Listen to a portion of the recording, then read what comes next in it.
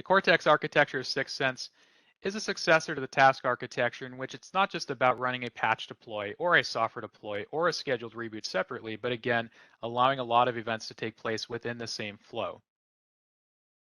One of the examples I'm going to show is a full automated deployment, not just against a particular operating system family, but assessing all three and allowing 3 separate routes. This automated patch deployment has a lot going on, but it gives us the flexibility to not necessarily have to script a sequence, but take machines based on different paths, as well as based on the value that we've asked and returned. The very first question at the beginning of this sequence, when we decide to schedule it, what operating system family or platform are we looking at?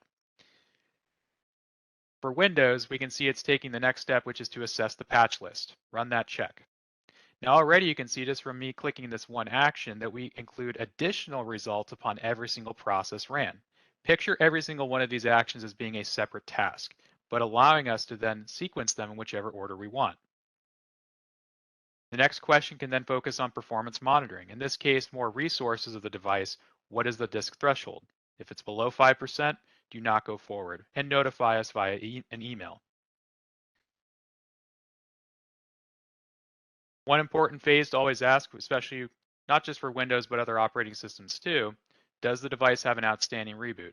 For any operating system and most solutions, if it requires a reboot or configuration change, then we know the patch management is not going to be successful until that pre-necessary route has been taken.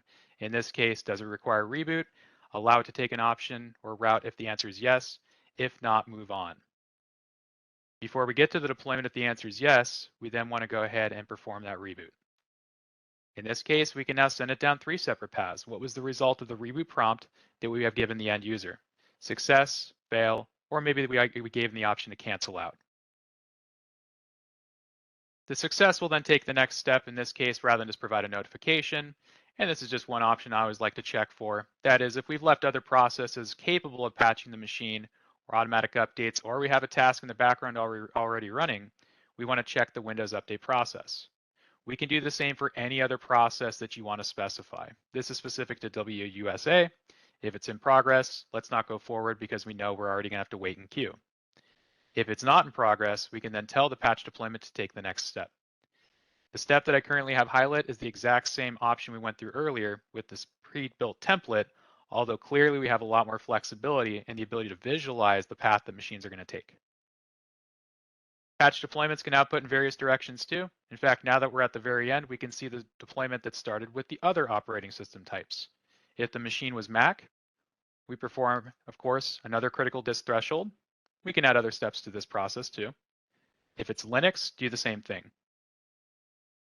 If anything happens to fail or provide success, of course, we can include, in this case, just an email notification, but other processes as well.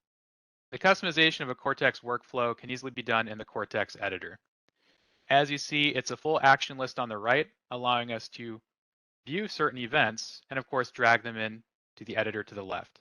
That is, if we have an action that's in the listing, we can drag the new action in the output of the previous action.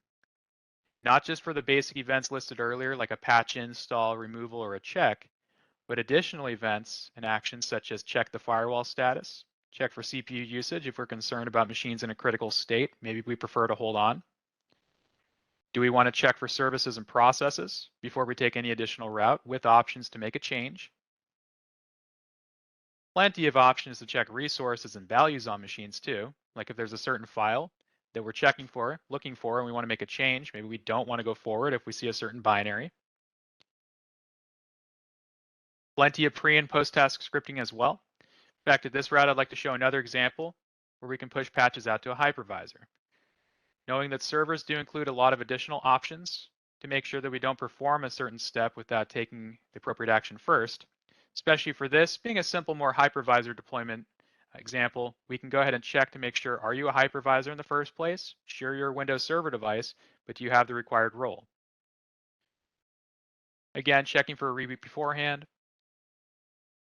The resultant action is to then run a PowerShell script to snapshot and shut down my virtual machines to make sure that, of course, configuration takes place before I make another change. The success of both scripts will then take us to the next route. As you see here, the path is dependent on the first question we asked. Was a reboot necessary, yes or no? The answer is yes, perform the pre-reboot. If the answer is no, skip the pre-reboot, still send our script, and then jump straight to the patch baseline.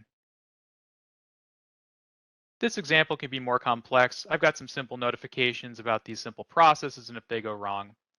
But the overall key here is that I'm sequencing my events automatically. One piece about Cortex I haven't addressed yet is, of course, who is going to get it and how often we'd want this process to occur. We can use the same scheduling options with a Cortex workflow, on demand, on a scheduled approach such as daily, weekly, monthly, as well as the maintenance windows, all accessible back in the task architecture. We can also develop policies to perform these options more frequently, such as in an interval, and you can do these as quick as every 5 seconds. Intervals are best handled when you ask your questions first to pre-qualify should the device take the next route. So essentially, run your question as quick as every 5 seconds over and over and over, using still minimal overhead, but then again taking the next route if ever necessary, such as a certain pre-detected value being seen, we want to take the next route, and if not, skip it, move on, provide us a notification.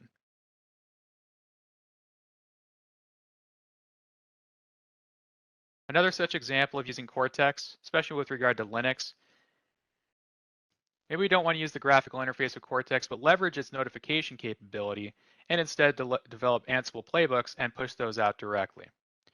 We still have additional actions such as an email approval, where even though we might be scheduling this daily, weekly, or monthly, supply us an email in our inbox first asking approve or deny.